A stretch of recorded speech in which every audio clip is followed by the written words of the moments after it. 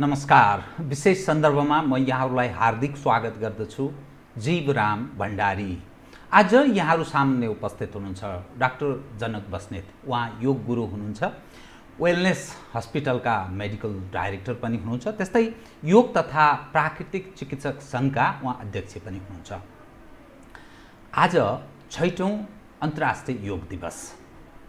योगको महिमा र महत्त्व आफ्नै प्रकृतिको छ, तर नयाँ पुस्ता कतिपय यसका बारेमा यथेष्ट जानकारी राख्दैन। त्यसकारण योगको मिठासबाट कता कता च्युत पनि भएको देखिन्छ। योग हाम्रो पूर्वीय दर्शन, संस्कृति, परम्परा, मूल्य र मान्यतासँग पनि जोडिएको छ। हाम्रा विभिन्न गुरुहरू, महर्षिहरू, ऋषिमुनिहरूले योग जप तप गर्ने स्थल हो नेपाल। खास गरी यो पूर्वीय संस्कृति योगबाट, प्राकृतिक चिकित्साबाट निर्देशित पनि छ। पछिल्लो शिक्षा, पठन पाठन, पश्चिमा संस्कृतिहरूको नक्कल गर्ने प्रवृत्ति, यस्ता कारणले हामी कता कता अल्मलिएको पनि स्थिति छ। संयुक्त राष्ट्र सङ्घले पनि योग दिवसको रूपमा मनाउँछ, किनभने यसको महिमा र महत्त्व छ भन्ने कुरा पश्चिमाहरू मनन गर्न थालेका छन् र उनीहरू अवलम्बन गर्ने दिशातर्फ उन्मुख छन्। आज म डाक्टर जनक बस्नेतसँग योग हो के, हाम्रो मानव जीवनमा योगको के महिमा र के महत्त्व छ, स्वास्थ्यसँग यसको के महत्त्व छ, एउटा विषय यो रहन्छ भने आज योग दिवस। अनि योग दिवस भनेको के आज मात्रै यसो फाँफा फुफु गर्ने अनि त्यसपछि यसै बस्ने हो कि कसरी जाने, यावत विषयमा उहाँसँग आज म यो स्वास्थ्यसँग सम्बन्धित यसकारण कि अहिले यतिखेर कोरोना महामारी छ, संसारका मानिस बडा पीडित छन्, प्रतिरोध क्षमता कमजोर भएका मानिसहरूको मृत्यु अवश्यम्भावी जस्तो त्यस्तो देखिन्छ। त्यसैले पनि योगको महिमा र महत्त्व छ, यावत विषयलाई म आम दर्शक सामुन्ने पस्कने प्रयत्न गर्नेछु। सर्वप्रथम म उहाँलाई स्वागत गर्छु। स्वागत छ यहाँलाई। नमस्कार, धन्यवाद। अब म सिधै विषयमा प्रवेश गरेँ। आज 6औं विश्व योग दिवस। खास गरी हाम्रो नयाँ पुस्ता योगको महिमा र महत्त्वको बारेमा या त कम जान्दछ या जान्दछ भने पनि त्यसलाई व्यवहारमा उतार्ने प्रयत्न भएको छैन। योगको महिमा महत्त्व हो के, मैले यहीँबाट प्रारम्भ गरेँ डाक्टर साहब, त्यसपछि म अरू विषय क्रमशः उठान गर्छु, कृपया। हजुर, सर्वप्रथम म यो टेलिभिजन हेरेर बस्नुभएका दर्शकहरूलाई 6औं अन्तर्राष्ट्रिय योग दिवसको उपलक्ष्यमा यहाँहरूको सुस्वास्थ्य, दीर्घायु, सुखमय जीवनको लागि, योगमय जीवनको लागि कामना गर्दछु। र योग हाम्रा पुर्खाहरूले हिमाली रिजनमा हजारौँ वर्ष अगाडि, हजारौँ वर्षको तपस्या, खोज, अनुसन्धानबाट प्राप्त ज्ञान, विज्ञान, कला र संस्कृति हो। र यो हाम्रो क्षेत्रबाट यदि विश्वलाई दिन सक्ने कुनै नलेज छ, कुनै ज्ञान छ, कुनै विज्ञान छ, कुनै उपहार छ भने, समग्र मानव जातिको लागि चाहिँ उनको कल्याणको लागि दिन सक्ने उपहार छ भने त्यो योग शिक्षा नै हो। र यो कुनै बेला यो रिजनमा चरम विकासको अवस्थामा थियो र सबैले यसको अभ्यास गर्थे, सबै यसको बारेमा जानकारी थिए। तर विकास क्रम सँगसँगै यो चाहिँ बिचमा ओझेलमा परेको देखिन्छ। एक समय त्यस्तो थियो है। हजुर, एक समय पहिले चाहिँ ऋषिमुनि सबैजना चाहिँ गुरुकुलमा जाने, योग विद्या सिक्ने र आफ्नो यसलाई चाहिँ व्यावहारिक जीवनमा यसलाई उतार्ने किसिमको चाहिँ समय थियो र बिचमा चाहिँ कालक्रमसँग सँगै यसको चाहिँ ओझेलमा परेको देखिन्छ। र अहिले आएर केही समय यता फेरि योगले चाहिँ आफ्नो पुनर्जन्म गरेको देखिन्छ र यसलाई 6 वर्ष अगाडि अहिले हामी 6औं अन्तर्राष्ट्रिय योग दिवस मनाउँदैछौँ। संयुक्त राष्ट्र सङ्घले चाहिँ भारतको प्रस्तावमा एकैपटकमा 170 भन्दा बढी देशले यसलाई समर्थन जनाएर अन्तर्राष्ट्रिय योग दिवसको रूपमा मनाउनलाई सुरु गरियो। 6 वर्ष भएछ। 6 वर्ष, अहिले 6औं हामी अन्तर्राष्ट्रिय योग दिवस मनाउँदैछौँ। र यसको मतलब के भने अहिलेको यो अवस्थामा चाहिँ योगको महत्त्व संसारले बुझेको छ र यसलाई बुझाउनको लागि अझ यसलाई प्रचार प्रसार गर्नको लागि अन्तर्राष्ट्रिय दिवस मनाइँदैछ र युएनले पनि यसलाई स्वीकृति गरेको अवस्थामा यसको महत्त्व चाहिँ अझै बढ्दैछ। तर पहिलेको र अहिलेको अवस्था चाहिँ यहाँले जोड्नुभयो कि युवा अवस्थाले यसको बुझेको छैन। किनभने पहिले जुन हिसाबले यसको डेभलप भएको थियो, यसको विकास भएको थियो र अभ्यास गर्ने क्रम थियो र त्यो अहिलेको अवस्थामा केही फरक रूपमा यो आएको छ।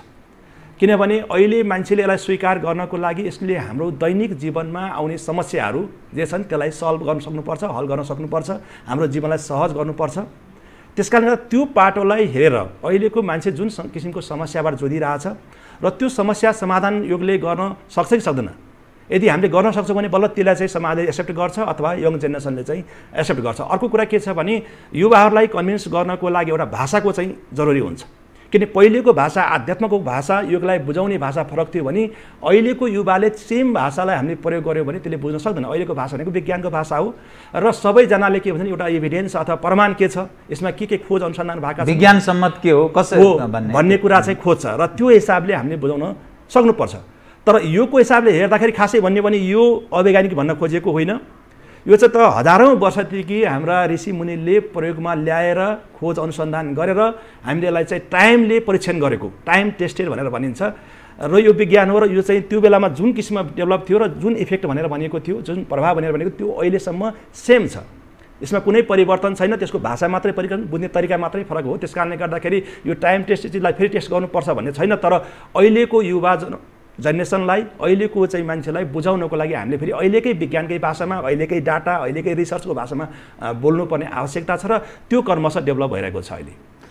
त्यो जनजनमा हजुर योगको महिमा र महत्त्व पुर्याउन र यो के हो योग भन्ने त्यो जानकारी आम मानिसले बुझ्ने, त्यस्तो बुझाउने काम गर्नका लागि के जरुरी छ जसको अभाव जस्तो योगको बारेमा त्यति धेरै ज्ञान हाम्रो जनजनमा प्रवेश नगरेको जस्तो त्यस्तो आवाज हुन्छ।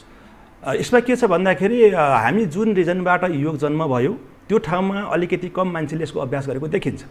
तर यदि चाहिँ हामीले बाहिरको डाटा हेर्ने हो भने, विश्वको डाटा अथवा चाहिँ हामीले उदाहरणको लागि अमेरिकाकै हेर्यौँ भने त्यहाँ नेपाल अथवा भारतमा भन्दा बढी योग अहिले पपुलर छ।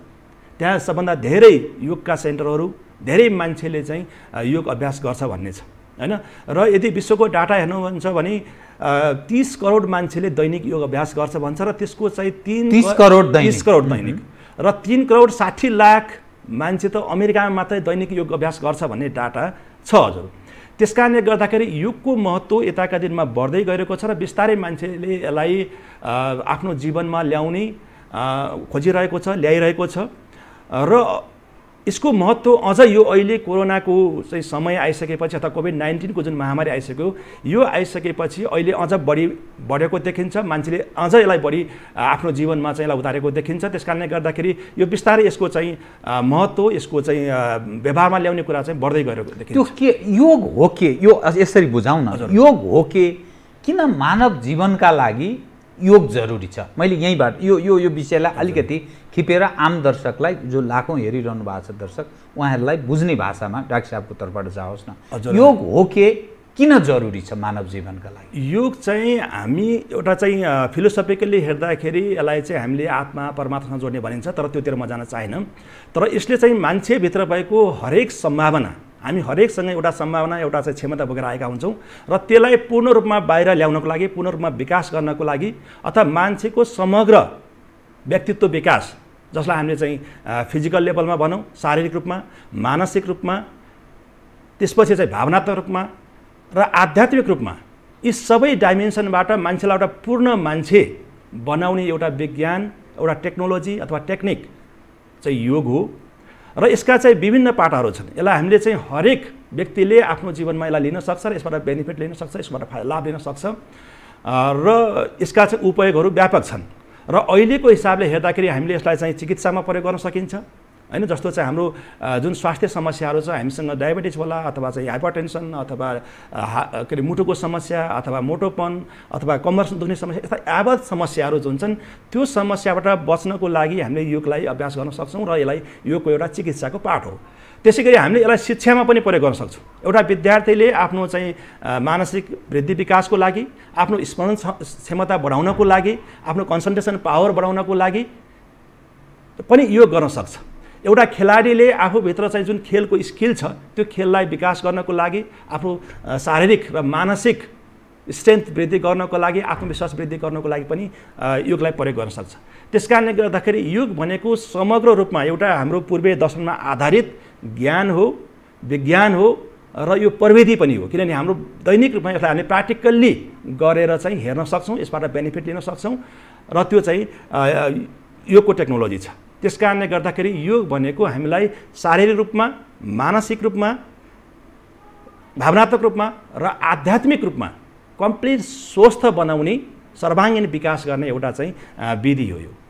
अब एउटा जो हाम्रो 24 घण्टा हुन्छ नि हैन, हजुर, एउटा सिङ्गो दिन र रात गरेर जो 24 घण्टा हुन्छ, योग कति समय गर्ने, कस्तो अवस्थामा गर्ने, कुन उमेर समूहकाले कुन बेला गर्ने र कस्तो समयमा चाहिँ गरिनुपर्छ, यसरी बुझाइदिनु त डाक्टर साहब। यो योगको विविध विषयहरू त्यो कसरी बुझाउने, त्यो आम दर्शकलाई कृपया। वास्तवमा योग भनेको हाम्रो जीवनशैली हुनुपर्छ। त्यसकारणले गर्दा यसमा 1 घण्टा 2 घण्टा गर्ने भन्दा पनि हाम्रो 24 आवर अथवा 24 घण्टाको साइकल नै योगमय हुनुपर्छ। जस्तै उदाहरणको लागि हामी चाहिँ खाना खाँदैछौँ भने पनि खानामा चाहिँ हामी ध्यान केन्द्रित भएर त्यसलाई होसपूर्वक, अहिले चाहिँ माइन्डफुल इटिङ भनेर भन्छ, एकाग्रता हुनु पर्यो। अरू दायाँ बायाँ फोन उठाउने, बात गर्ने, कुरा गर्ने होइन। हामी चाहिँ खानामै ध्यान केन्द्रित गरेर हामी मेडिटेटिभ भएर माइन्डफुल भएर चाहिँ हामी खाना खान सक्छौँ। हामी अफिसमा काम गरिरहेछौँ र त्यहाँ हामी कर्मयोगा भनेर भन्छौँ। कर्मयोगा भनेको चाहिँ स्किलफुल एक्सन अथवा कार्यमा कुशलता नै योग हो भनेर भनिएको छ। भनेपछि हामी काम गर्दा गर्दै होसपूर्ण सजग रूपमा र पर्परली गऱ्यौँ भने त्यो पनि योग हो र त्यसलाई हामी कर्मयोगा भनेर भन्छौँ। त्यस कारण योग भनेको चाहिँ हामी कुनै निश्चित पोस्चरमा बसेर आँखा बन्द गरेर अथवा शरीरलाई चाहिँ बङ्ग्याउनु अथवा स्ट्रेचिङ गर्नु मात्रै योग होइन। त्यो योगका चाहिँ विभिन्न पाटाहरू छन्। जस्तो हामी पूजा पाठ गर्छौँ भने कसैले त्यो चाहिँ पनि भक्ति योग भनेर भन्छ। भक्ति योग, हजुर। त्यस कारण त्यो भक्तिको पाठ हो। त्यस कारणले गर्दाखेरि हामी सुत्दाखेरि हामी पर्परली सुत्यौँ, योगको रिल्याक्सेसन टेक्निकहरू छ र पर्परली हामी सुत्यौँ भने त्यो पनि योगको चाहिँ रिल्याक्सेसन टेक्निक नै हो। त्यस कारणले गर्दाखेरि हाम्रो 24 घण्टामै हामीले आफ्नो जीवनलाई होसपूर्ण एउटा चाहिँ कन्सन्ट्रेट भएर माइन्डफुल अथवा चाहिँ साक्षी भावका साथ त्यसलाई गर्न सकिन्छ र त्यो चाहिँ हाम्रो साइकल हुन्छ। तर अब हामीले जुन योग बुझेका छौँ अहिले त्यो चाहिँ छोटो बुझाइ अथवा साँगुरेर बुझेका छौँ। योग भनेको सर्टेन पोस्चर हो अथवा सर्टेन प्राणायाम हो र त्यसलाई स्ट्रेचिङ जुन प्राणायाम र योगलाई अलग ढङ्गले बुझिनु पर्यो। किनभने एउटा क्रिया जुन हामी जस्तो कपालभाती, अनुलोम विलोम या अरू पोस्चरमा विभिन्न सूर्य नमस्कार या अनेक खालका जो गर्छौँ यो अलग खालको हो। तर योग समग्र भनेको चाहिँ त्यो दिनचर्या हो, मानिसले आफ्नो लाइफस्टाइलमा गर्नुपर्ने यावत चिजहरूमा ल्याउनु पर्ने। एकदमै जस्तो चाहिँ कुनै पनि हामी चाहिँ काम गर्दाखेरि हाम्रो सोचाइ के आउँछ, पोजिटिभ थिङ्किङ छ कि नेगेटिभ थिङ्किङ छ, त्यो पनि चाहिँ योग नै हो। योगको चाहिँ पार्ट हेर्ने हो भने हामीले योगका विभिन्न भागहरू छन्। त्यसमा पनि अष्टाङ्ग योग जुन पतञ्जलिको अष्टाङ्ग योगको सबभन्दा सिस्टेमेटिक, सबभन्दा साइन्टिफिक र त्यसलाई एउटा कम्पोज गरेर बनाइएको छ। र त्यसलाई मात्रै हेर्ने हो भने त्यो 8वटा अङ्गलाई अङ्गलाई हेर्नुभयो भने पनि यम नियम भनेको जुन चाहिँ पहिलो छ, जसमा चाहिँ हामीले एम भनेको त सोसियल डिसिप्लिन हो। हामीले समाजमा चाहिँ कसरी चाहिँ एडजस्ट हुने, कसरी चाहिँ समाजमा व्यवहार गर्ने, जस्तो चाहिँ अहिंसा भनेर पहिलो अङ्ग आयो त्यसमा। भनेपछि अहिंसा हाम्रो चाहिँ विचारमा मन वचन कर्मले अहिंसा गर्नु हुँदैन भनेपछि त त्यो 24 आवरमै हाम्रो लागु हुने भयो होइन। सन्तोष, जस्तो हामीले सन्तोष लिनुपर्छ काममा अथवा हामीले जे छ त्यसमा सन्तोष गर्नुपर्छ, त्यो भनेको त जुनसुकैलाई नि कामदाय नै हो। त्यस कारण यसरी जस्तो चाहिँ सेकेन्ड अङ्ग हेर्नु भने पर्सनल डिसिप्लिन भनेर भन्छ। जस्तो शौच सन्तोष होइन, जस्तो शौच भनेको चाहिँ शरीरलाई सफा गर्ने। जस्तो हामी बिहान उठ्ना बित्तिकै यदि टोयलेट जान्छौँ, हाम्रो शरीर चाहिँ जुन फोहोरहरू बाहिर निकाल्छौँ भने त्यो पनि चाहिँ योगको एउटा पार्ट हो, जसलाई हामी शौच भनेर भनिरहेछौँ। शरीरलाई शुद्धिकरण गर्नुपर्छ भनेर भनिरहेको छ। त्यस कारणले गर्दाखेरि योगलाई समग्र रूपमा हेर्दाखेरि यो हाम्रो 24 घण्टाकै जीवनशैली हो। तर हामीले बुझेको जुन आसन, प्राणायाम, ध्यान अहिले चाहिँ योगका सबभन्दा बढी प्रयोग भएका 8वटा अङ्गमध्ये हामीले एउटा आसन बुझेका छौँ र पश्चिमा संसारले चाहिँ बुझेको त आसन मात्रै हो। किनभने उनले बडीलाई स्ट्रेचिङ गर्नु, सर्टेन पोस्चरमा चाहिँ शरीरलाई बेन्ड गर्नु उनले योग बुझेका छन्। र हामी अहिले चाहिँ आएर केही समय चाहिँ प्राणायामको अलिक बढी चर्चा भएको छ, केही गुरुहरूको कारणले गर्दाखेरि प्राणायाम बढी हाइलाइटेड भएको छ।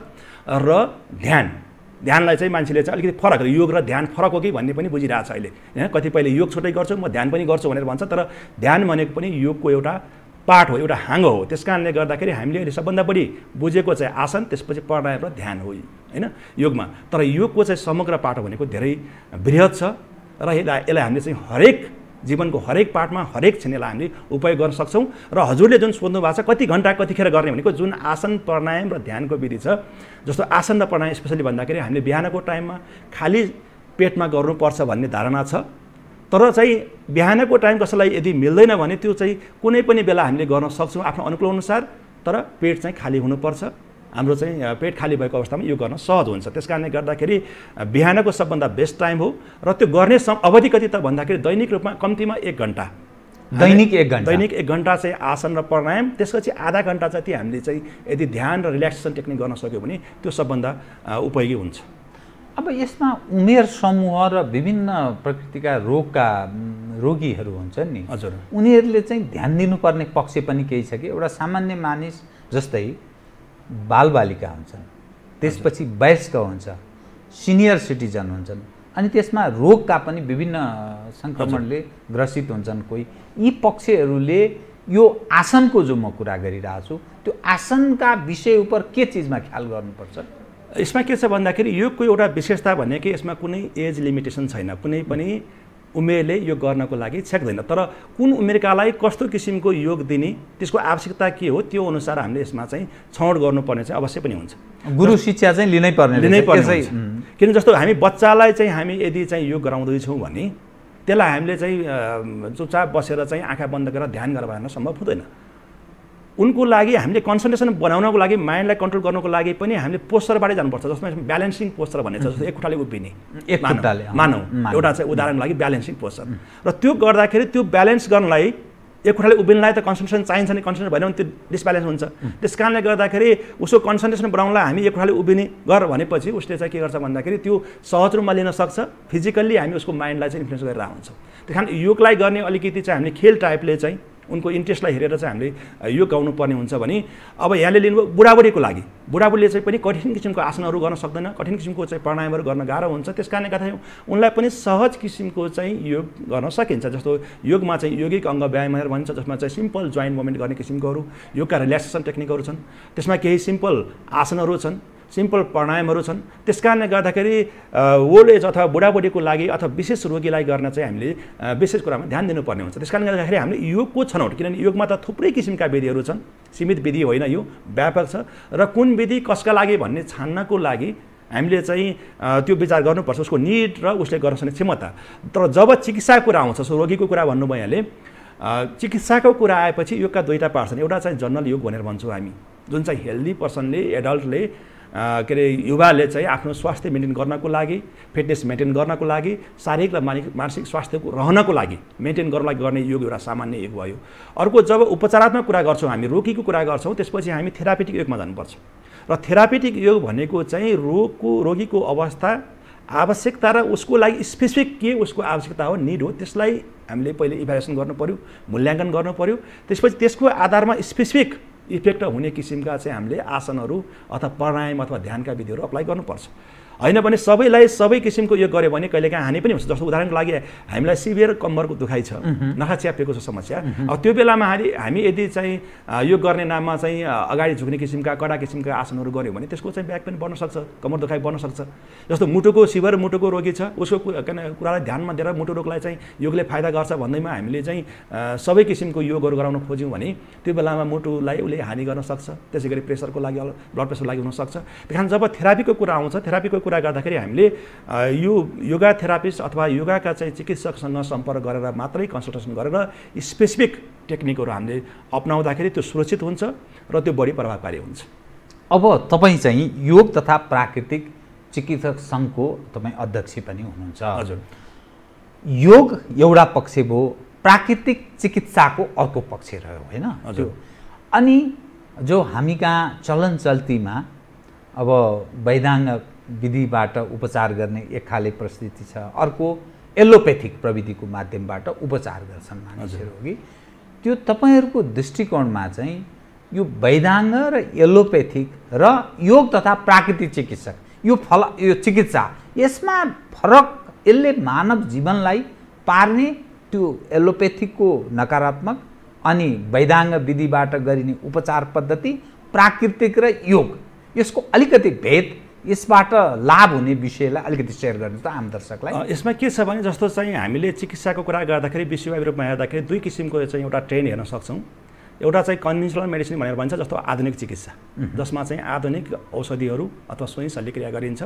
अर्को चाहिँ नेचुरल सिस्टम अफ मेडिसिन, जसमा चाहिँ प्राकृतिक चिजहरूको प्रयोग गरेर गरिन्छ। त्यो एउटा पार्ट हो र योग र प्राकृतिक चिकित्सा चाहिँ नेचुरल सिस्टम अफ मेडिसिन अन्तर्गत आउँछन्। र दोस्रो पाटो के छ भने दोस्रो चाहिँ डिभिजन कसरी गर्न सकिन्छ भन्दाखेरि एउटा चाहिँ ड्रग विथ ड्रग र ड्रगलेस थेरापीको रूपमा चाहिँ लिन सकिन्छ। एउटा चाहिँ हामीले औषधिको रूपमा चाहिँ मुखबाट खाने चाहिँ चिकित्साहरू जसमा चाहिँ हजुरले यो एलोपेथी भनौँ अथवा आयुर्वेदिक होमियोप्याथी जसमा चाहिँ औषधिहरू चाहिँ केही खाइन्छ। अर्को चाहिँ ड्रगलेस जसमा चाहिँ खाने औषधि केही पनि प्रयोग गरिन्न, जसमा चाहिँ सर्टेन थेरापेटिक प्रोसिजरहरू चाहिँ अपनाएर अथवा चाहिँ फिजिकल थेरापीबाट गरिन्छ। त्यस कारणले गर्दाखेरि योग र प्राकृतिक चिकित्सा भनेको औषधिविहीन चिकित्सा पद्धति भनेर भनिन्छ, जसमा खाने औषधिविहीन चिकित्सा पद्धति जसमा चाहिँ योग र प्राकृतिक चिकित्सा जसमा खाने ट्याब्लेटको रूपमा हामी केही पनि प्रयोग गरिँदैन। र यदि दिइन्छ भने त्यो भनेको के भन्दाखेरि हामीले खानालाई मेडिसिनको रूपमा प्रयोग गर्ने र मेडिसिनलाई खानाको रूपमा प्रयोग गर्ने। नर्मल दाल भात तरकारी अथवा डे टु डे खाने चिजहरू खानेहरू हेल्दी खाना भनौँ, हेल्दी खाना हामी डायट थेरापीको रूपमा चाहिँ हामी प्रयोग गर्छौँ। त्यस कारणले गर्दाखेरि योग र प्राकृतिक चिकित्सा चाहिँ पूर्ण रूपमा चाहिँ सरल छन्, सुरक्षित छन्, हानिरहित छन् र सर्टेन केसहरूको लागि एकदमै प्रभावकारी पनि छन्। र योग र प्राकृतिक के छ भने एउटा कुरा चाहिँ मान्छेलाई समग्र रूपमा हेर्छ, जसलाई हामी होलिस्टिक एप्रोच भनेर भन्छौँ। मान्छेलाई उपचार गर्दाखेरि अहिलेको आधुनिक चिकित्सामा के छ भने यसले शरीरलाई चाहिँ शरीरको पार्टलाई चाहिँ हरेक अङ्गलाई छुट्याएर हेरिरहेछ। जस्तै कार्डियोलोजिस्ट भन्यो, न्युरोलोजिस्ट, इन्डोक्राइनोलोजिस्ट भनेपछि शरीरलाई छुट्याएर चाहिँ एउटा एउटा पार्टमा हेरिरहेको छ भने योग र प्राकृतिक चाहिँ शरीरलाई एकीकृत रूपमा हेर्छ, जसलाई इन्टिग्रेट एप्रोच भनेर भनिन्छ अथवा होलिस्टिक एप्रोच भनेर भनिन्छ। किनभने हाम्रो शरीरको छोटाछोटी पार्टलाई चाहिँ हेरेर त्यो चाहिँ उपचार सम्भव छैन। हामीले समग्र रूपमा, किनभने शरीरको सबै अङ्गको एकअर्कासँग कोरिलेटेड छ, त्यसकारणले समग्रमै हेर्नुपर्छ। सबै सिस्टमको चाहिँ कोरिलेसन छ, सबै अङ्गको कोरिलेसन छ, इन्टरडिपेन्डेन्ट छ, इन्टररिलेसन छ। र अर्को कुरा शरीरको मात्रै होइन, शरीर, मन र आत्मा, इमोसन, हाम्रो भावनाहरू त्यो पनि समग्रमा हेर्नुपर्छ। त्यस कारणले गर्दाखेरि हामी शरीरलाई चाहिँ पार्ट बाई पार्ट उपचार गऱ्यौँ भने अथवा कुनै रोगको लक्षणलाई मात्रै उपचार गरेर हामी त्यसको चाहिँ मेन कज कहाँ पुग्न सक्दैनौँ र त्यो उपचार सफल हुँदैन। त्यस कारण अहिले हेर्नुभयो भने अहिलेको सबभन्दा ठुलो डिफेक्ट भनेकै यो स्पेसलाइजेसनको चाहिँ केही फाइदाहरू छ, विशेषज्ञता। हजुर, विशेषज्ञता। र तर चाहिँ हामी एज अ होल स्वास्थ्यको कुरा गर्छौँ भने विशेषज्ञताले चाहिँ स्वास्थ्य दिन सक्दैन। किनभने आज बिरामी हेर्नुभयो भने एउटा चाहिँ डक्टर कहाँ जान्छ एउटा कुरा हुन्छ, अर्को डक्टर कहाँ अर्को रोगलाई जान्छ, त्यो आर्जनको स्रोत भयो व्यवसाय। तर चाहिँ योग र नेचुरोप्याथीले एज अ होल होलिस्टिक एप्रोचमा बडीलाई फुल्ली ट्रिटमेन्ट गर्ने गर्छ र उसको चाहिँ शारीरिक अवस्था, मानसिक अवस्था, भावनात्मक अवस्था, त्यसको सोसियल चाहिँ के अरे भ्यालुहरू, त्यसपछि उसको आध्यात्मिक चिन्तन, विश्वास, त्यो सबै कुरालाई ख्याल गरेर एज अ होल ट्रिटमेन्ट गर्छ। त्यस कारणले गर्दाखेरि जुन WHO को चाहिँ स्वास्थ्यको डेफिनेसन छ, फिजिकल, मेन्टल, सोसियल र स्पिरिचुअल वेलबिङ भनेको छ, त्यो कुरालाई एज अ होल सम्बोधन गर्ने, त्यो चाहिँ किसिमको स्वास्थ्य प्रदान गर्ने भनेको योग र प्राकृतिक चिकित्सा मात्रै हो। त्यसमा पनि विशेष योगले चाहिँ त्यसलाई बढी सम्बोधन गरिरहेको हुन्छ।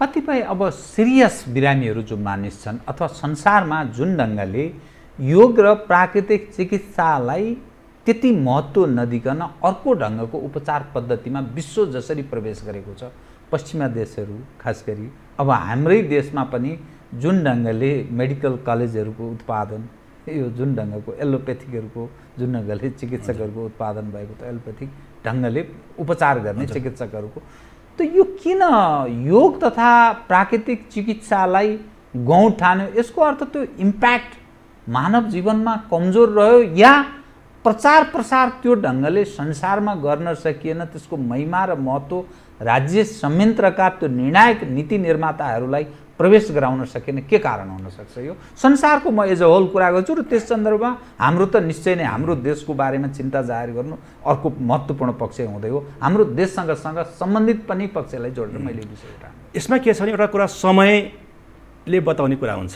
किन समयको कालक्रम भनेको यो घुम्ने क्रम हो। कुनै बेला योग र प्राकृतिक चिकित्सा, आयुर्वेद यी विधिहरू चाहिँ चरम विकासको क्रममा थिए र ती ओझेलमा परे र आधुनिक चिकित्साको विकास भयो।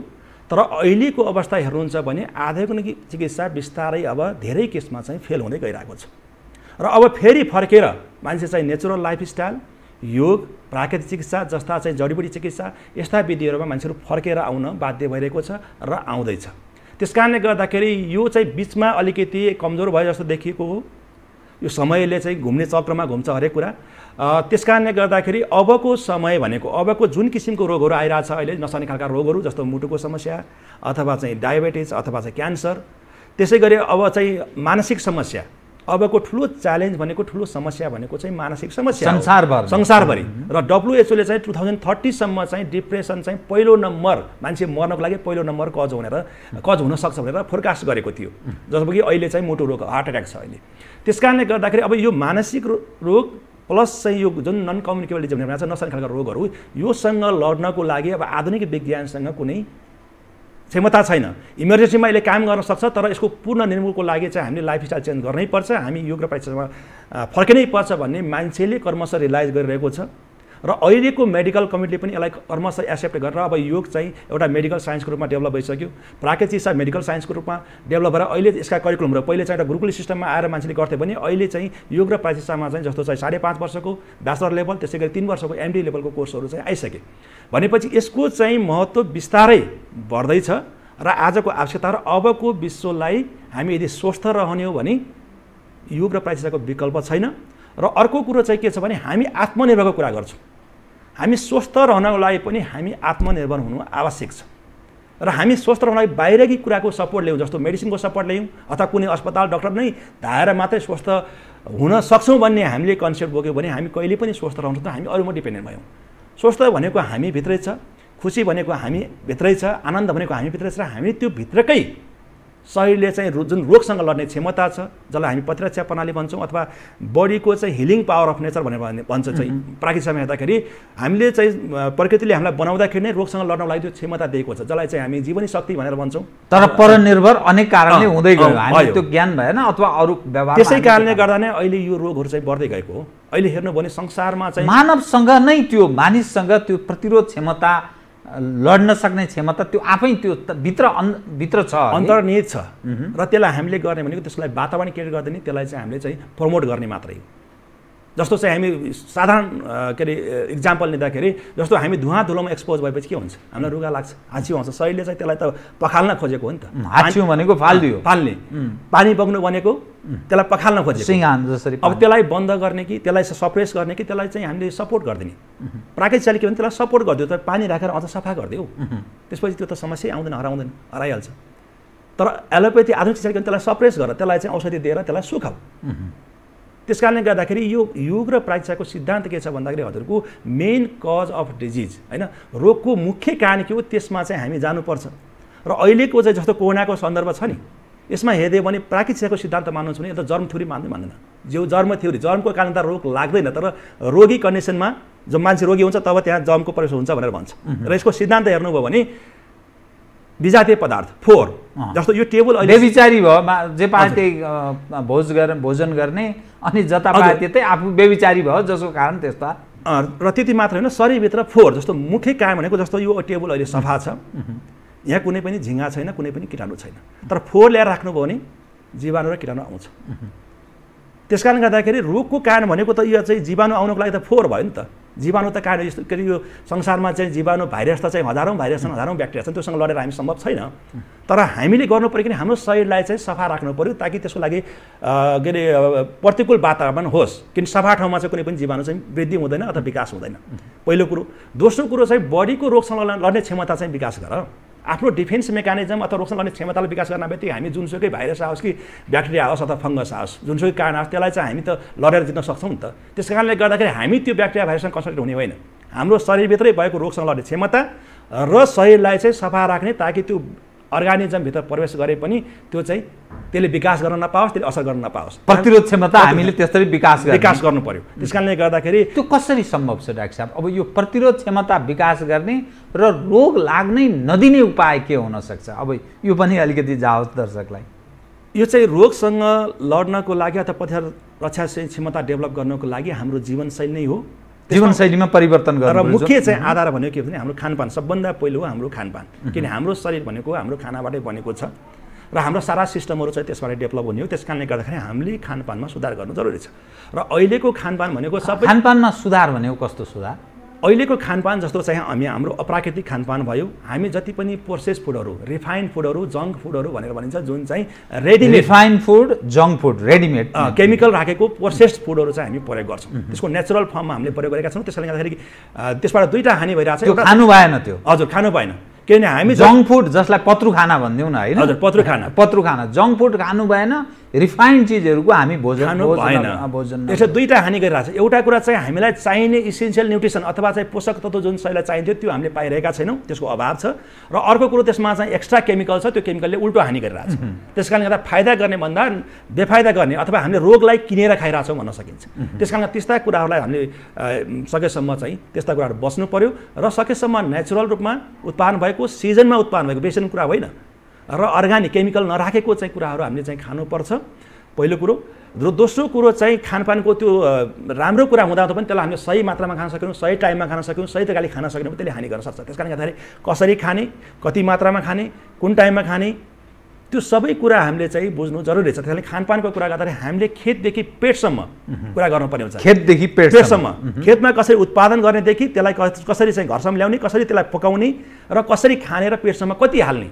त्योसम्म कुरा हामीले चाहिँ ध्यान दिनु जरुरी छ त्यो चाहिँ खानपानको कुरा र त्यसै गरी हाम्रो रेगुलर चाहिँ एक्सर्साइज कुरा जस्तो अहिलेको हाम्रो लाइफस्टाइल हेर्नुभयो भने हामी चाहिँ जुन चाहिँ सेडेन्टेरी लाइफस्टाइल भनेर भन्छ निष्क्रिय जीवनशैली छ त्यस कारणले गर्दाखेरि शरीरमा विभिन्न किसिमको समस्याहरू आइरहेछ त्यही कारण हामीले हाम्रो लाइफलाई सक्रिय बनाउनको लागि हामी चाहिँ यदि चाहिँ अफिसमा काम गर्ने मान्छे हो भने कम्तीमा बिहान 1 घन्टा त कमसेकम एक्सर्साइज गर्नु पर्यो अथवा योग गर्नु पर्यो अथवा फिजिकल एक्टिभिटी गर्नु पर्यो पसिना आउने गरी र त्यो किसिमको चाहिँ हामीले एक्टिभिटी गर्नुपर्छ अर्को कुरो पर विश्राम भनेर भन्छ विश्राम भनेको के भन्दाखेरि हामीले सुत्दाखेरि टाइममा सुत्नु पर्यो टाइममा उठ्नु पर्यो र निद्रा पनि परले पर्नु पर्यो सुतेर बेडमा गएर मात्रै भएन कति टाइम सुत्नुपर्छ भन्ने मानिन्छ तपाईहरु के मान्नुहुन्छ कति घण्टा सुत्नुपर्छ मानिसले 24 घण्टामा आराम भन्छ यसमा चाहिँ उमेर अनुसार यसमा हुन्छ जस्तो बच्चाहरूलाई अलिकति लामो समय सुत्नु पर्ने हुन्छ 12 देखि 14 घण्टा सुत्नु पर्ने भर्खर जन्मेको बच्चालाई त्यसपछिको चाहिँ 12 देखि 14 घण्टा हजुर भर्खर जन्मेको बच्चालाई त्यसपछि चाहिँ 10 देखि 12 घण्टा जस्तो चाहिँ 8-9 वर्षको 10 वर्षको बच्चालाई हेर्नुभयो भने र हामी जस्तो युवाको लागि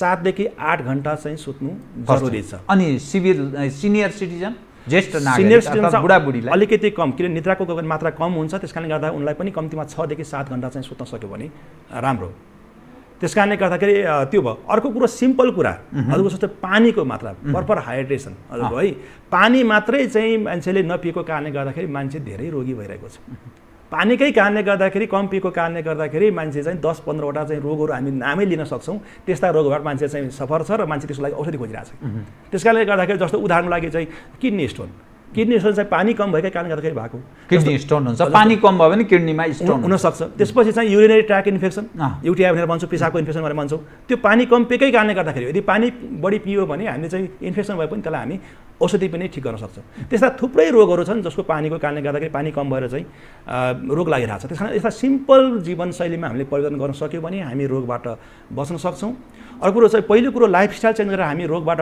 बच्न सक्छौँ दोस्रो कुरो रोग लागिहाल्यो भने हामीले उपचारको सहारा के त लिनु पर्यो भन्दाखेरि योग र प्राकृतिक चिकित्सा लिनु पर्यो सुरुमै हामी स्ट्रङ चाहिँ केमिकलहरू औषधिहरू अथवा इन्जेक्सनहरू त्यस्तो लिने भन्दा पनि पहिलो कुरो नेचुरल वेमा जानु पर्यो दोस्रो कुरो लागिसक्यो भने तेस्रो कुरो चाहिँ नेचुरल थेरापीले पनि भएन भने बल्ल हामी चाहिँ हर्बल मेडिसिनतिर जान सक्छौँ हामी सर्टेन मेडिसिनको रूपमा लिन सक्छौँ र त्यसले पनि भएन भने लास्टमा हामी चाहिँ केमिकल अथवा चाहिँ एलोपेथी मेडिसिन कहाँ जानुपर्ने तर अहिले उल्टो भइरहेछ हामी सुरुमै चाहिँ एलोपेथीमा जान्छौँ त्यसपछि आयुर्वेदिकमा जान्छौँ त्यसले भएन भने बल्ल नेचुरल थेरापीमा हामी आउँछौँ र कहीँ उपाय लाग्यो अन्तिममा चाहिँ आउने अवस्था अब तेरो बाबु काम छैन है भनेर भन्यो भने अनि यो पनि उपाय छ कि भनेर अनि सोच्ने अवस्थामा प्रवेश गर्छ त्यसले गर्दाखेरि के भइरहेछ भने चाहिँ रोग चाहिँ छिप्पिरहेछ क्रोनिक भइरहेछ त्यसको औषधिको साइड इफेक्टले गर्दाखेरि चाहिँ मान्छे चाहिँ अझ कमजोर भइरहेछ उसले धेरै दुःख पायो र यता प्राकृतिक उपचारहरू गर्दाखेरि उसलाई धेरै समय लाग्ने अवस्था आयो र कम्प्लिट ठिक नहुने अवस्था हुन्छ कतिपय अवस्थामा त्यसकारणले गर्दाखेरि हामीले चाहिँ उल्टो अर्डरलाई फलो गरिरहेछौँ डाक्टर साहब यो पनि अलिकति ज्ञान हामी दर्शकलाई सेयर गरौँ न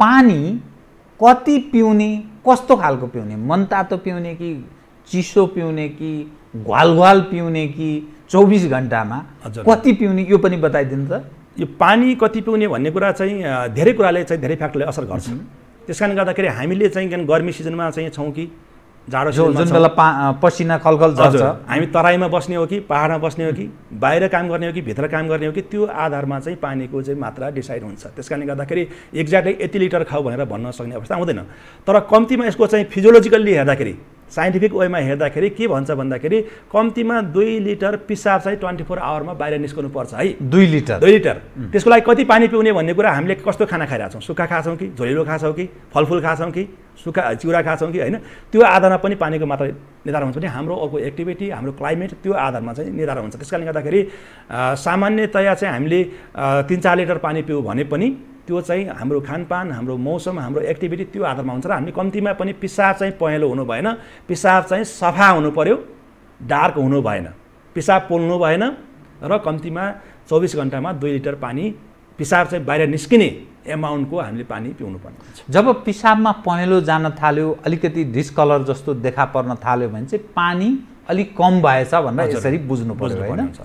अब यससँगै जस्तो आहारको कुरा गरेँ, बिहारको पनि तपाईँले कुरा गर्नुभयो, अरू पनि संसारका मानिसहरू मांसाहार गर्छन्, मासुको आहार गर्छन्।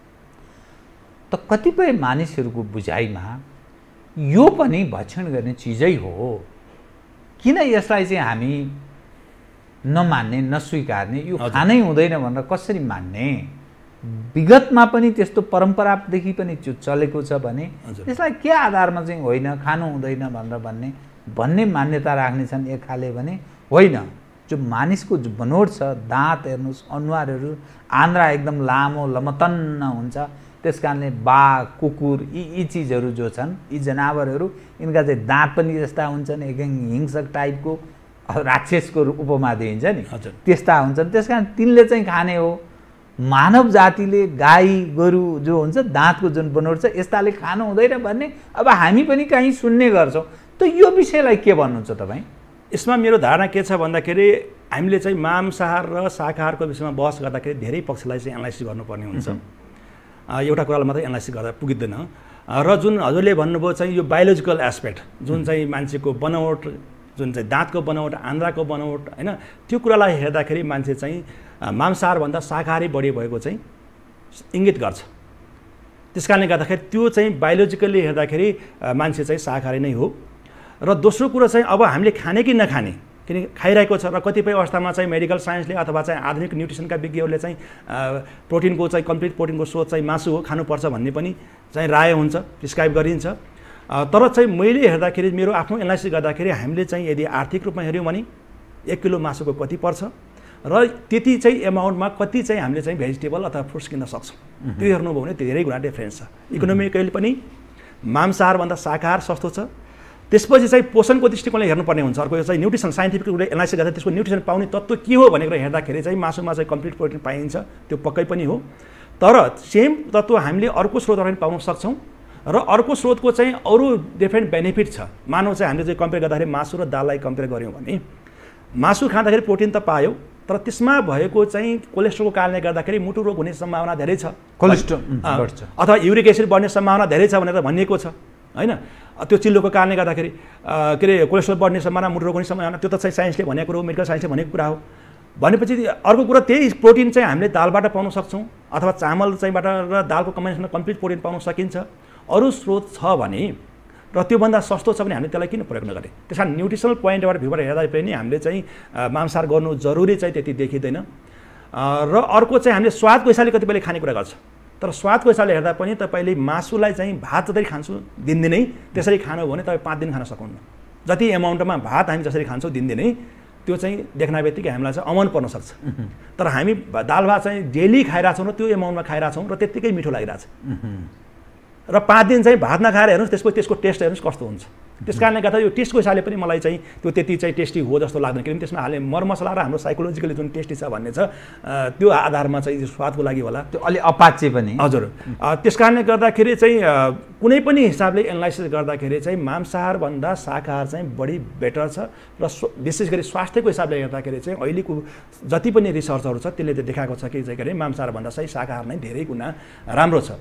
र अहिलेका जति पनि जस्तो क्यान्सरहरू चाहिँ अथवा मुटुको समस्याहरू हामी जुन ओबेसिटी भनिरहेको छौँ सबैको कारण चाहिँ बढी मांसाहार नै हो र त्यसै कारणले गर्दाखेरि बढी रोगहरू आइरहेछ भन्ने चाहिँ त्यो चाहिँ प्रमाणित कुरा नै हो। त्यस कारणले गर्दाखेरि मांसाहारभन्दा शाकाहार बेटर हो।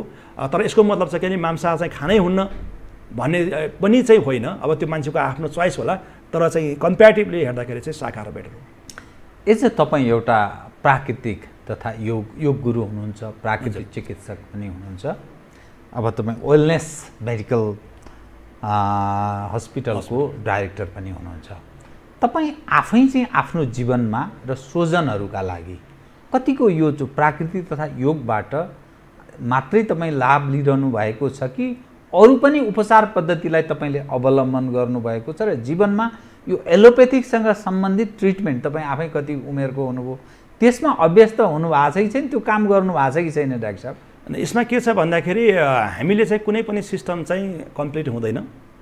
कसैको चाहिँ केही राम्रो पक्षहरू छ भने केही लिमिटेसनहरू हुनसक्छ।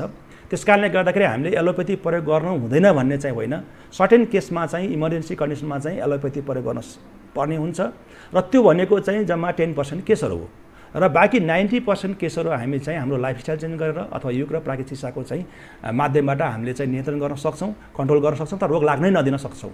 र मेरो आफ्नो पर्सनल लाइफमा हेर्नुभयो भने मैले अहिलेसम्म चाहिँ योग र प्राकृतिक चिकित्साको माध्यमबाटै मैले चाहिँ आफ्नो स्वास्थ्यलाई मेन्टेन गरिरहेको छु।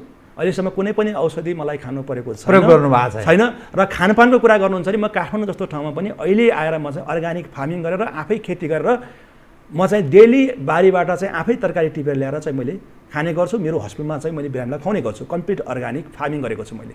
त्यस कारणले गर्दाखेरि मेरो लाइफस्टाइलमा चाहिँ म कम्प्लिट प्राकृतिक जीवन अहिले जिइरहेको छु र मलाई के लाग्छ भन्दाखेरि जुन बेला हाम्रो जीवन चाहिँ प्राकृतिक थियो त्यतिखेर हामीले प्राकृतिक चिकित्साको जीवनको बारेमा थाहै थिएन। हामी गाउँमा बस्दाखेरि हामी पुरा कम्प्लिट प्राकृतिक जीवन थियो, तर हामी सहरमा आइसकेपछि हामीले प्राकृतिक जीवनको बारेमा चाहिँ धेरै मान्छेले हामीले बुझायौँ, तर त्यो चाहिँ उसले प्रयोग गर्न सम्भव त्यति धेरै देखिँदैन।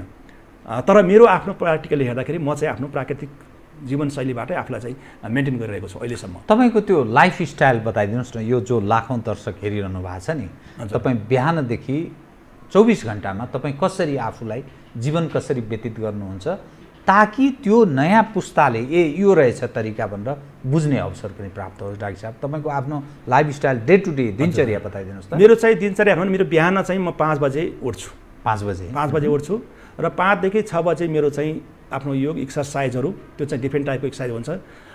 त्यसमा मूलतः नाम केही बताइदिनुहोस्। योगिक चाहिँ एक्सर्साइजहरू हुन्छ केही र कहिलेकाहीँ चाहिँ म चाहिँ बाहिर ओपन ठाउँमा गएर जस्तो पार्कमा गएर हामी चाहिँ खुल्ला ठाउँमा चाहिँ मर्निङ वाक गर्ने अथवा चाहिँ त्यहाँ चाहिँ ग्रुपमा चाहिँ डान्स गर्ने नाच्ने, यो कोरोनाभन्दा पहिले हामी त्यो गर्थ्यौँ। त्यसले गर्दाखेरि के छ भने एउटा नित्य कर्म सकेर गर्नुहुन्छ कि नित्य कर्म गरिसकेपछि नित्य कर्म त्यसपछि त्यो चाहिँ मेरो 1 घन्टाको चाहिँ कम्तीमा कुनै प्रकारको चाहिँ एक्सर्साइज मेरो हुन्छ।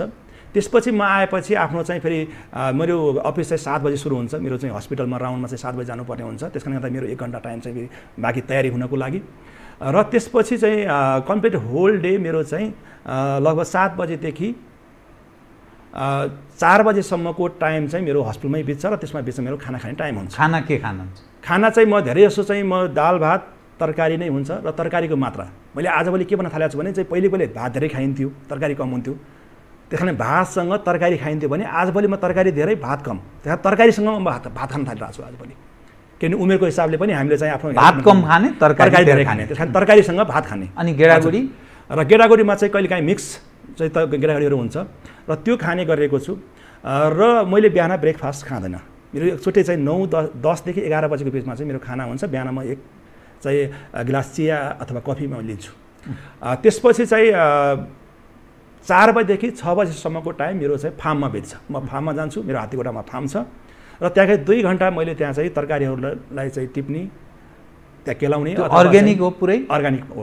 त गाई बस्तुको मलबाट गरिन्छ। हामीसँग गाई पनि छ, हामीसँग दुध पनि छ र त्यो चाहिँ गरिसकेपछि 6 बजे म चाहिँ तरकारी लिएर चाहिँ हस्पिटलमा आउँछु र हस्पिटलबाटै हाम्रो तरकारी चाहिँ हस्पिटललाई चाहिने प्लस बडी भएको हामी वितरण गर्छौँ। हस्पिटलमा चाहिँ त्यो बिरामीको लागि चाहिँ उपयोग हुन्छ। र त्यसपछि चाहिँ 7 बजेपछि म रुममा जान्छु। रुममा गइसकेपछि परिवारसँग टाइम अथवा बच्चासँग टाइम बिताउने काम गरिन्छ र म टाइममा सुत्ने। मेरो टाइम भनेको साँझ के खानुहुन्छ? 9 देखि 10 बजेसम्म र अधिकांश टाइम बेलुका चाहिँ हामी भेजिटेबल, बोइल भेजिटेबल खाने गर्छौँ र भातलाई चाहिँ हामी सकेसम्म एभोइड गर्ने गरिरहेका छौँ। किनभने र यसको लागि चाहिँ इम्पोर्टेन्ट कुरा चाहिँ म भन्दा पनि मेरो चाहिँ परिवारले बढी रोल खेल्नुपर्ने र दर्शकहरूलाई पनि म यो भन्न चाहन्छु कि हामी हाम्रो स्वास्थ्य मेन्टेन गर्ने हो भने हामीले परिवार, घरमा काम गर्ने जुन गृहिणी अथवा खाना पकाउने जो आमा हुनुहुन्छ अथवा चाहिँ श्रीमती हुनुहुन्छ, उहाँलाई चाहिँ के गर्नुपर्छ भन्दाखेरि एजुकेट गर्नुपर्छ, उहाँलाई ट्रेन गर्नुपर्छ। किन उहाँहरूको हातमा हुन्छ किन हामीले त चाहिँ जे दियो त्यो खाने हो, हामीले चाहिँ त्यसलाई हामीले धेरै कन्ट्रोल गर्न सक्दैनौँ। त्यस कारणले गर्दाखेरि हामीले हाम्रो चाहिँ परिवारलाई बढी चाहिँ ट्रेन गर्नुपर्छ र बेलुकाको टाइममा हामीले सकेसम्म खाना चाहिँ 7 बजे अगाडि खाने, तर त्यो कहिलेकाहीँ चाहिँ मिल्दैन, 8 बजे 9 बजे पनि हुनसक्छ मिटिङहरू पऱ्यो भने, तर सकेसम्म चाहिँ छिटो खाने र सकेसम्म आज बेलुकाको खाना चाहिँ लास्ट के हल्का खाने त्यो चाहिँ गर्छौँ हामी, र सकेसम्म हामीले चाहिँ धेरै जस्तो चाहिँ बोइल भेजिटेबल र सलादहरू खाने गर्छौँ। अनि यो तपाईँ नुनको मात्रा, नुन, चिनी अनि यो व्हाइट चिजहरू चाहिँ सकभर एभोइड गर्ने भने जस्तै चामलको, मैदाको अनि यो विभिन्न अब दुग्धजन्य पदार्थहरूको पनि यस्तो पनि कुरा गर्छन्, नुनको कुराहरू गर्छन्। यो यो यो विषयलाई चाहिँ तपाईँ कसरी हेर्नुहुन्छ? यो के हो कि वास्तवमा यो साँचो हो? पश्चिमाहरू खास गरी यो विषयलाई अलिकति उठान गरेको हामी पनि सुन्छौँ। हजुर, होइन यसमा के छ भने हरेक कुरा चाहिँ सीमित मात्रामा चाहिन्छ नै। जस्तो चाहिँ नुन शरीरलाई चाहिने कुरा हो, र यदि हामी गर्मी ठाउँमा बसिरहेको छौँ, हाम्रो पसिना धेरै गइरहेको छ भने त्यसलाई नुन एक्स्ट्रा जरुरी पनि पर्न सक्छ, किनभने इलेक्ट्रोलाइट डिस्ब्यालेन्स भयो, नुनको मात्रा कमी भयो भने शरीरमा विभिन्न किसिमको समस्या, प्रेसर कम हुनेदेखि लिएर अरू समस्या नै हुनसक्छ। त्यस कारणले गर्दा सीमित मात्रामा चाहिँ हरेक चिज आवश्यक पर्छ। त्यस कारणले नुनलाई चाहिँ व्हाइट पोइजन भनेर हामीले चाहिँ खानै छोड्ने कुरा होइन, तर जनरली हामीले खाने गरेको मात्रा चाहिँ चाहिने भन्दा बढी छ, त्यस कारण त्यसलाई कम गर्नुपर्छ भन्ने कुरा हो। र दोस्रो कुरो के छ भने जस्तो चाहिँ मैदाबाट बन्ने कुरा अथवा व्हाइट राइसहरू चाहिँ त्यो चाहिँ स्वास्थ्यको लागि चाहिँ हानिकारक छ। जति हामी रिफाइन गर्छौँ त्यति चाहिँ खराब कुरा हो। त्यस कारणले गर्दाखेरि हामीले सकेसम्म ब्राउन राइस होइन, जसको चाहिँ बाहिरको लेयर हुन्छ, जहाँ भिटामिन बी कम्प्लेक्स बढी मात्रामा पाइन्छ, फाइबर पनि हुन्छ। त्यस कारणले गर्दाखेरि त्यस्तो किसिमको खाना खानु, जस्तो चाहिँ गहुँको कुरा गर्दाखेरि पनि चाहिँ हामीले चाहिँ चोकर सहितको चाहिँ आटालाई चाहिँ प्रयोग गर्नु, त्यो चाहिँ पक्कै पनि बेटर कुरा हो। र जहाँसम्म दुधको कुरा छ, त्यो कलरकै कारणले गर्दा दुध हानिकारक भन्ने चाहिँ हुँदैन, किनभने दुधको स्रोतै चाहिँ। अनि यसमा घिउ र यो जुन पिरो खाने चलन छ नि, घिउ र पिरोलाई तपाईँ के भन्नुहुन्छ? र यसमा के छ भने जस्तो घिउको कुरा गर्नुहुन्छ भने पहिले चाहिँ के भन्दाखेरि यो घिउ चाहिँ सेचुरेटेड फ्याट हो, यो रुम टेम्परेचरमा जम्छ, यसले चाहिँ कोलेस्ट्रोल बढाउँछ र चाहिँ मुटु रोग ल्याउँछ भनेर चाहिँ धेरै किसिमको चाहिँ कुरा आयो। र अहिलेको चाहिँ रिसर्चहरूले के भन्न थाल्यो भन्दाखेरि फेरि चाहिँ घिउ भनेको स्वास्थ्यको लागि एकदमै राम्रो कुरा हो। घिउ र कोकोनट आयल जुन नरिवलको तेल छ, जुन रुम टेम्परेचरमा जम्छ, त्यो पहिला खानु हुँदैन भनेर एक किसिमको ट्रेन्ड थियो, तर अहिले चाहिँ थुप्रै रिसर्चहरू आयो कि घिउ चाहिँ सर्टेन एमाउन्टमा खाँदाखेरि त्यो स्वास्थ्यको लागि एकदम फाइदाजनक छ, स्वास्थ्यको लागि चाहिने त्यसमा कम्पोनेन्ट छ, र कोकोनट आयल पनि त्यत्तिकै इम्पोर्टेन्ट छ भनेर आएको छ। त्यस कारणले गर्दाखेरि लिमिट मात्रामा घिउ खाँदाखेरि अहिले स्वास्थ्यको लागि राम्रो छ, त्यसले मुटु र उच्च रक्तचापमा कुनै हानि गर्दैन भन्ने किसिमको चाहिँ अहिले रिसर्चले प्रमाणित गरेको छ। र अहिले नेपालमा पनि केही मुटु रोग विशेषज्ञहरूले यो बारेमा बोल्न थाल्नु भएको छ कि घिउ खाऊ, मुटुलाई हानि हुँदैन भन्ने कुरा। र जुन कुरा हाम्रो चाहिँ पहिला परम्परागतदेखि चलिआएको थियो, हाम्रा पुर्खाहरूले चाहिँ घिउ खाएरै 100 वर्ष खोर्सानीको। र अर्को कुरो खुर्सानी पनि यदि चाहिँ हामीले हरियो खुर्सानी खान्छौँ भने त्यो चाहिँ लिमिट मात्रामा खान्छौँ भने त्यो चाहिँ के भने हाम्रो चाहिँ पाचन रसलाई चाहिँ स्टिमुलेट गर्ने किसिमको, हाम्रो चाहिँ खानालाई रुचि पाउने किसिमको चाहिँ तत्त्व हो। त्यस कारणले गर्दा लिमिट मात्रामा यदि नेचुरल हरियो खुर्सानी खाएको छौँ भने त्यसले हानि गर्दैन। डाक्टर साहब, म ठिक कार्यक्रमको अन्त्यमा आएँ। अब यो कोरोना भाइरस संसारमा जुन अप्ठ्यारो अवस्था छ, आधा मिनटमा सक्दिनु होला, यसका लागि हामीले प्रतिरोध क्षमता विकास गर्नलाई के कुरामा ख्याल गर्ने? एकदम आधा मिनट मसँग समय भएन। पहिलो कुरो खाना, हाम्रो किचनलाई सुधार गरौँ, किनभने हामी बाहिर गएर धेरै कुरा खोज्ने अवस्था छैन। त्यस कारणले गर्दाखेरि हामीले घरभित्रै भएको कुरालाई म्याक्सिमम उपयोग गर्नुपर्नेछ। र त्यो भनेको पहिलो कुरो किचनलाई हामी सुधार गरौँ। त्यसमा चाहिँ हाम्रा भएका स्पाइसिसहरू जुन चाहिँ मसला छ, बेसार, त्यसपछि लसुन, त्यसपछि अदुवा, यी कुरालाई प्रधानमन्त्री पनि त्यही भन्नुहुन्छ, तपाईँ त्यही भन्नुहुन्छ, बेसार, लसुन, अदुवा एकदम इम्पोर्टेन्ट चाहिँ एन्टिभाइरल प्रपर्टी भएका, त्यो मेडिकल साइन्सले रिसर्चबाट प्रमाणित कुरा हो। त्यतिकै हावाको बलमा चाहिँ यो बोलेको होइन, तपाईँ रिसर्च हेर्न सक्नुहुन्छ बेसारको बारेमा, एन्टिभाइरल प्रपर्टी, यसले सबै रोगमा चाहिँ काम गर्छ भन्ने रिसर्चहरू थुप्रै छ। त्यसै गरी अर्को कुरा चाहिँ घरमा गर्न सक्ने भनेको हामीले चाहिँ अलिअलि योग नै हो, किन हामीले मानसिक कोरोनाको कारणले गर्दा मान्छे चाहिँ धेरै डर, त्रास, डिप्रेसन, एन्जाइटीबाट पीडित छ, र त्यसलाई मेन्टेन गर्नको लागि घरमा गर्न सक्ने सबभन्दा राम्रो उपाय भनेको योग नै हो। त्यस कारणले गर्दा योगलाई हामी आत्मसात गरौँ, त्यसलाई अभ्यास गरौँ, र हाम्रो किचनमा भएका चिजहरूलाई चाहिँ बढीभन्दा बढी र नेचुरल फर्ममा प्रयोग गरौँ। जस्तो त्यही बेसार पनि हामीले भुटेर चाहिँ तेलमा फ्राई गरेर भने त्यसको सबै कम्पोनेन्ट गयो। लसुन र चाहिँ हामीले अदुवालाई पनि यदि चाहिँ फ्राई गऱ्यौँ भने त्यसको चाहिँ गुणहरू जान्छ। त्यस कारण त्यसलाई नेचुरल फर्ममा अधिक मात्रामा प्रयोग गरौँ। त्यस कारणले गर्दाखेरि हाम्रो योगको सहारा र किचनलाई सुधार गऱ्यौँ भने हामी कोरोनासँग सजिलै चाहिँ लड्न सक्छौँ। हस् डाक्टर साहब, धन्यवाद है। हस्, धन्यवाद यहाँलाई पनि यस कार्यक्रममा मेरा कुराहरू चाहिँ राख्ने अवसर दिनुभयो। हस्, धन्यवाद। आदरणीय दर्शकबिन्दु, उहाँ हुनुहुन्थ्यो डाक्टर जनक Basnet, yoga guru, wellness हस्पिटलका medical director, त्यस्तै गरी योग तथा प्राकृतिक चिकित्सक सङ्घका अध्यक्ष। आज 6औं अन्तर्राष्ट्रिय योग दिवस यसै सन्दर्भमा केन्द्रित रहेर गरिएको कुराकानी। म लगायत मेरो सम्पूर्ण मित्रलाई कार्यक्रमबाट बिदा दिनुहोस्, तर यो टेलिभिजन हेर्दै रहनुहोला। नमस्कार।